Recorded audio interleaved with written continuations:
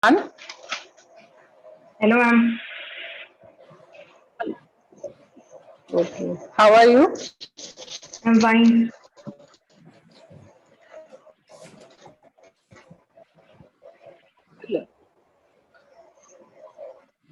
Fine.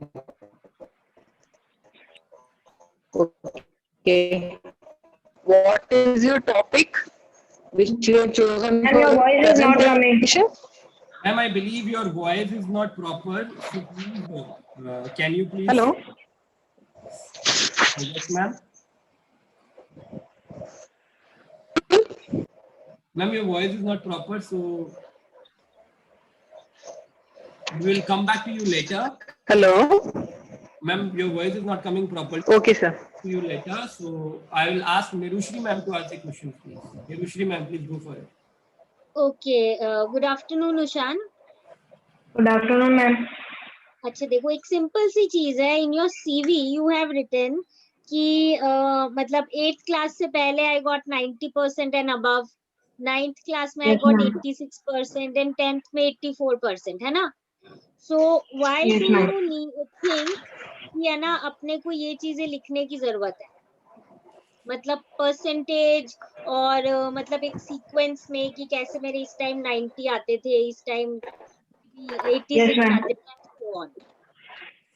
Ma'am अपनी education और graduation के बारे में तो मैम बताना एक बहुत नेसेसरी चीज है. अगर हम किसी भी जॉब के लिए अप्लाई करते हैं या किसी भी चीज के लिए अप्लाई करते हैं तो उसमें सबसे पहली चीज हमारी एजुकेशन ही सामने आती है.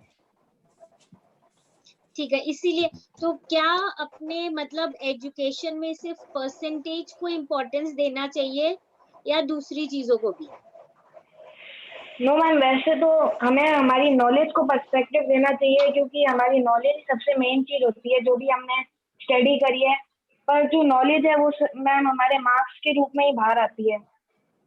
ओके, ठीक है उशान, गुड इनफ. अब मुझे बस इतना बता दो कि your topic was basically condition of farmers जो अब चेंज हुई है विद द न्यू पॉलिसी, है ना.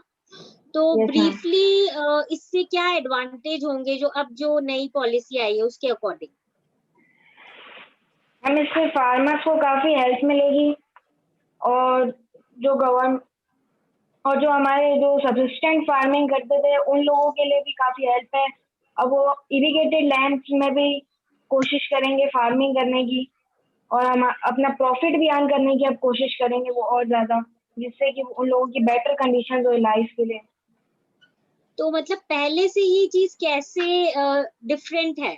जैसे यू आर टेलिंग कि ठीक है वो प्रॉफिटेबल होगा, अच्छा होगा, उनके लिए एडवांटेज होगा, बट अगर if we are comparing it to the previous ones तो क्या अच्छे चेंजेस लगते हैं कि जो वो लोग चाहते हैं कि भाई अपने फार्मर्स की इम्प्रूवमेंट हो, वो कैसे होगी? ऐसे क्या क्या पॉइंट्स लगे आपको नई वाली पॉलिसी पढ़ने के बाद? And please repeat last line. मैं ये बोल रही हूँ द न्यू पॉलिसी जो है उससे क्या ऐसी उसमें क्या पॉइंट्स है जिससे प्रीवियस वाली पॉलिसी के कंपैरिजन में इस बार फार्मर्स को एडवांटेज है, फायदा है? मैम उन लोगों के लिए काफ़ी सारी बेटर फैसिलिटीज़ हैं. लोन्स में उन लोगों के लिए रिलीफ है और इरिगेशन में उन लोगों को काफ़ी हेल्प मिलेगी. रेन फीड एरियाज जो टोटली रेनफॉल पे डिपेंड है उनके लिए इजी है. Okay Usha. Okay, thank you, ma'am. Okay Thanks a Vineet lot. Sir. Yes, ma'am. Ma'am, Abhilasha, ma'am, please go for it now. You can ask your question.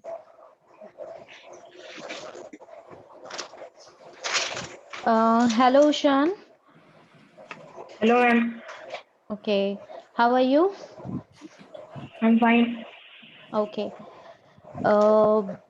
Ushan, do you think farmers' education plays a significant role in improving the production of the Indian economy?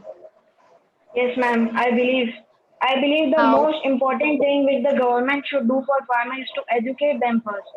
Because whatever policies the government is making for them, they don't even know about them. And if they will know about the policies and the advancement in agriculture, they would not leave this sector, as we know that many farmers are leaving this sector. And the loans which they take from higher land lots at high interest rates. This will also help them to Okay. take loan from government banks, which will help them also. How do government educate them? Like I see very rare students want to pursue farming in their life. मतलब even in my experience मैंने एक भी बच्चा नहीं देखा जो farming pursue करना चाहता है. Everybody wants to become an engineer, doctor, CA, UPSC, etc., Yes, etc. ma'am. Nobody wants to pursue farming in their farming. So, what are your views on in this? हम actually farming को है ना, जो अभी recent में है, वो बहुत ही लो स्टैंडर्ड प्रोफेशन माना जाता है. जो भी एग्रीकल्चर जो फार्मर्स हैं वो खुद भी अपने जो चिल्ड्रन है उन लोगों को फार्मिंग सेक्टर में नहीं डालना चाहते, क्योंकि उसमें एक तो प्रॉफिट बहुत कम है और प्लस उसमें फार्मर्स को इतना सफर करना पड़ता है और इतना सफर करने के बाद भी उन लोगों की क्रॉप्स का कुछ पता नहीं होता कि वो लोग कंडीशन में रहेंगे कि नहीं रहेंगे इस साल की वो बेच सकें. तो इसमें काफी सारे प्रॉब्लम्स हैं, तो इसलिए हर कोई आजकल फार्मिंग सेक्टर में जाना परस्यू नहीं करता. सब गवर्नमेंट जॉब्स के लिए अप्लाई करते हैं. So, आपको लगता है कि after this new farmers bill और न्यू फार्मर्स पॉलिसी जो अभी रिसेंटली गवर्नमेंट ने लॉन्च की है उसके बाद ये प्रॉब्लम सॉल्व हो पाएगी? हम कुछ हद तक तो सॉल्व हो जाएगी, क्योंकि काफी सारे फार्मर्स को इस बार कंपेयरली पिछले ईयर से इस बारे में बताया जा रहा है, तो उन लोगों को काफी हेल्प मिलेगी इस ईयर. और अभी भी कुछ हद तक थोड़ी उनको और पॉलिसीज करनी चाहिए जिससे कि उन लोगों को एकदम मैक्सिमम सेटिस्फेक्शन मिले. अच्छा. Okay, that's it, Vineet sir, from my Thank you, side. ma'am. Thank you, Shan. Yes, Sarooj ma'am, you Thank can you. ask your question, ma'am. Okay, sir. Yes, Ushan. Yes, ma'am. Hello. Is this audible now? Yes, ma'am. Okay. First of all, I would like to ask a simple question to you. Do the farmers now have to pay any kind of commission to anyone? No, ma'am. Okay fine. अभी अभिलाषा ma'am ने आपसे question पूछा था farmer education के बारे में और उस क्वेश्चन के आंसर में आपने मेंशन किया है टोटल जो एजुकेशन का बेनिफिट फार्मर्स को मिलने वाला है that is on the loaning facility only, right? यही डिस्क्राइब किया था आपने या इसके अलावा भी एजुकेशन उनके लिए मैटर करता है? ऐसा एजुकेशन और भी उन लोगों के लिए काफी हद तक मैटर करता है. उससे उन लोगों को हर तरह का पता चलेगा कि कंपटीशन में उन लोगों की क्या क्या है, अदर कंट्रीज हैं उन लोगों की कैसे है. मतलब वो अभी जो हमारी इंडिया की है वो लेबर इंटेंसिव है, तो उन लोगों को दूसरी तरह से भी जाना चाहिए. जो अदर कंट्रीज हैं वो लोग ज्यादा प्रोडक्शन करते हैं और इंडिया की पॉपुलेशन भी ज्यादा है उन लोगों से. सॉरी टू इंटरप्ट यू बेटा, बट आई बिलीव एजुकेशन जो है फार्मर्स के लिए सबसे ज्यादा इंपॉर्टेंट है और उसका बेसिक रीजन पता है आपको क्या है?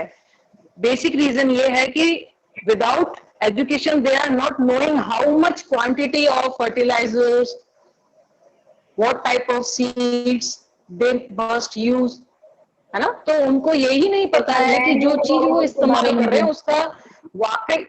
हाँ, तो फिर सबसे बड़ा जो हमारा बेसिक प्रॉब्लम है जो हमारे फार्मर्स की फील्ड में है वो ये है कि उन्हें पता ही नहीं है. वो सिर्फ for the sake of achieving more and more crop from their field they are using those things, है ना? कि पड़ोसी ने इतना कंज्यूम किया अपने फील्ड में, उसका प्रोड्यूस इतना इंक्रीज हुआ इसलिए मुझे भी यूज करना है ना? बिकॉज ऑफ दैट उसकी वजह से बहुत सारे हेल्थ इश्यूज हमारा कंट्री पूरा फेस कर रहा है. आई मस्ट से कि फार्मर को जब तक एजुकेट नहीं करेंगे तब तक हम लोगों को जो खाने को मिल रहा है उसके अंदर जो स्लो पॉइजनिंग जिसको कहना चाहिए, आज हर घर में स्लो पॉइजनिंग जो है वो पहुंच रही है. उसका बेसिक रीजन यही है कि किसान को पता ही नहीं वो क्या काम में ले रहा है, उसको कितना काम में लेना चाहिए, और यही एजुकेशन का सबसे बड़ा मोटिव होना चाहिए.